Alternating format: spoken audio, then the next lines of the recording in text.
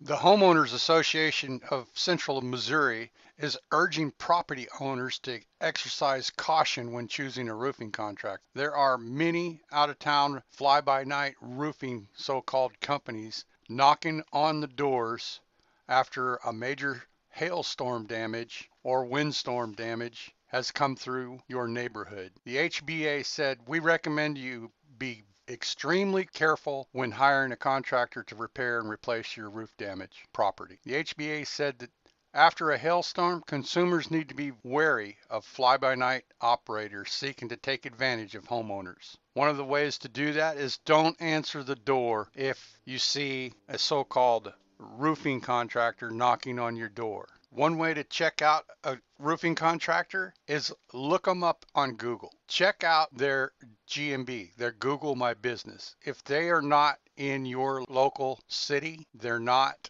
a legitimate company. Always get a written proposal or estimate. Make sure they are licensed and bonded. Always check their references. And one of the ways you can do that is on their Google My Business listing. You can check out the reviews. See what kind of job they've done, what kind of service they've provided, how happy the other customers are that they've worked for.